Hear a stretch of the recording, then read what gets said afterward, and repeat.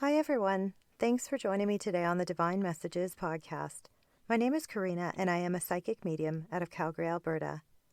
These last few weeks have been extremely busy, and the sad part is that every single year since I have started doing this work, November and December have been my busiest months. I did an episode last year that was released on December 24th, and it was called The Holidays. In that episode, I discussed how to some people this time of year is so special and meaningful, and to others it can be absolutely painful. Now really think about this.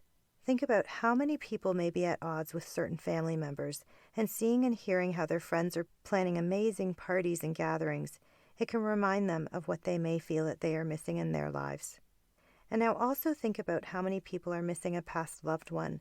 They may feel that there is nothing to celebrate at a time where it is supposed to be magical. I mean, that's what all the holiday movies and specials portray, right? Families coming together, loving each other, and having a great old time.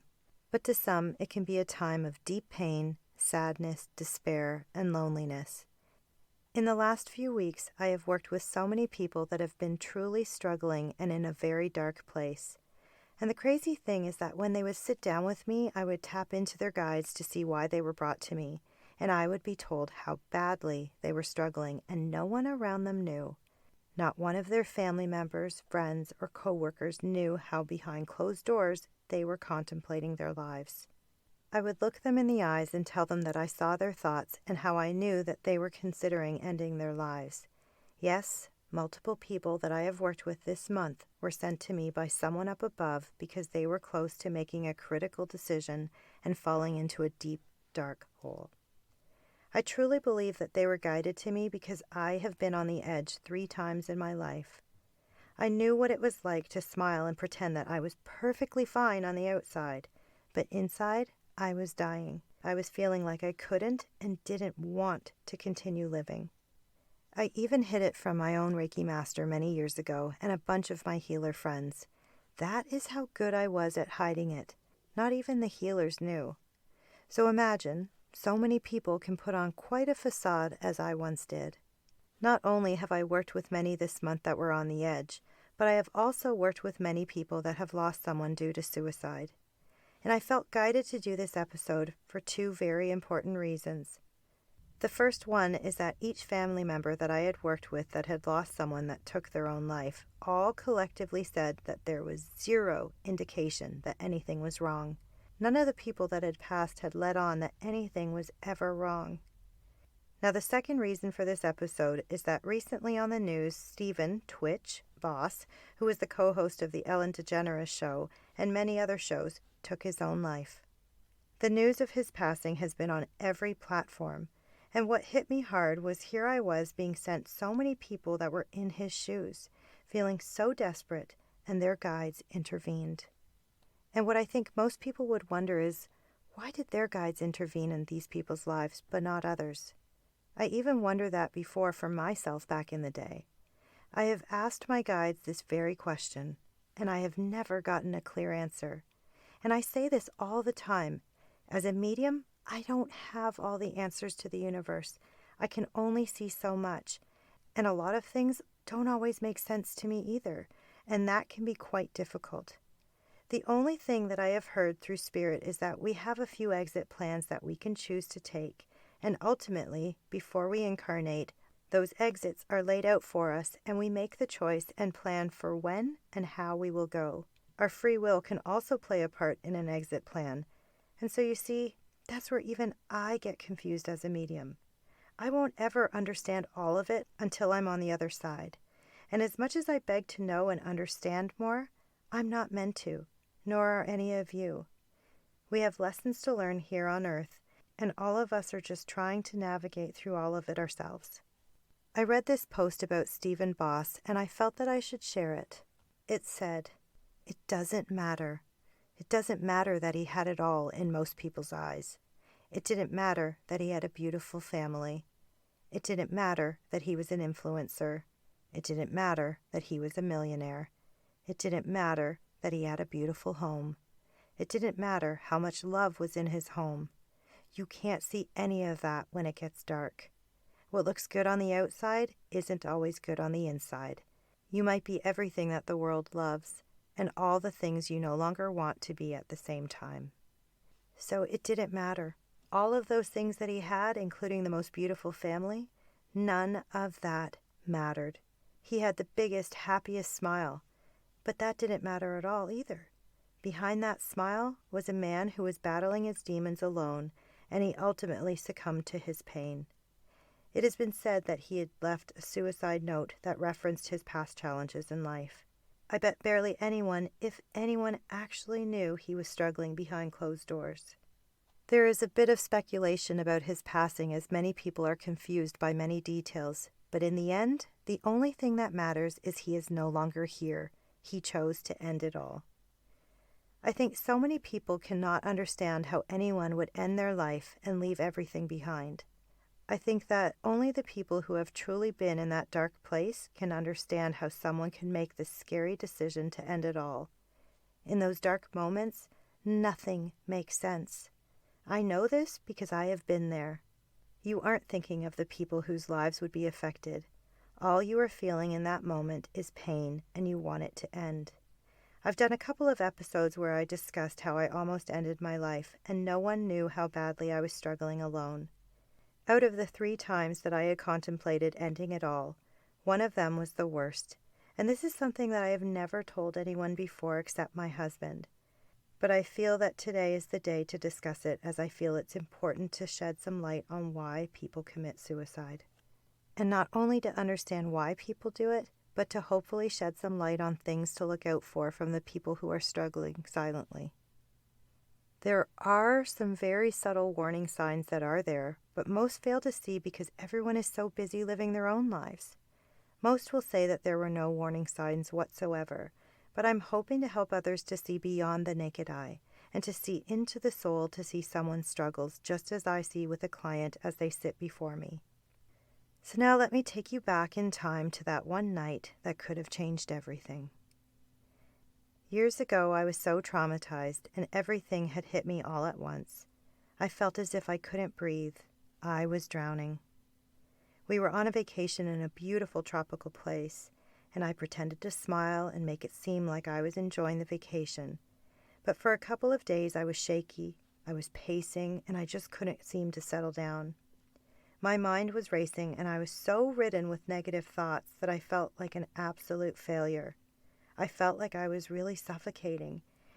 I barely even had an appetite, and I normally love to eat, so that is one of the biggest signs, at least for my life. And here I was on a vacation, so the one thing in life that truly brings me joy. But that trip, I wasn't even close to being myself.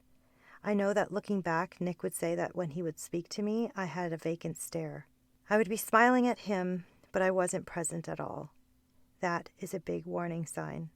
I was so caught in my thoughts that I could barely hear what anyone had to say to me. Anyways, one night I was pacing alone by the pool, and I was in panic mode. I just felt this horrible feeling within me. It was a pain that I'm not even sure that I can describe to anyone else. It felt as if a darkness was creeping in and taking me over. And I finally left the pool and I went up to the hotel room, and Nick ended up going to sleep, and I sat up alone, battling my thoughts. And it now pains me to admit that those thoughts had gotten so bad that I almost jumped off that hotel balcony that night. I was moments away from doing it. I had tears pouring down my face, and that pain that I felt within my soul was absolutely unbearable. I wanted all of it to end. I wanted to stop breathing in that very moment. And just as I was about to make that fatal decision, I had my angels and guides yelling at me, and I'll never forget it. They started reminding me of all of the things and people I had to live for. And this may sound crazy, but it was in that moment when I felt the darkness get sucked right out of me. I was so shaken up, but thankful that they saved my life.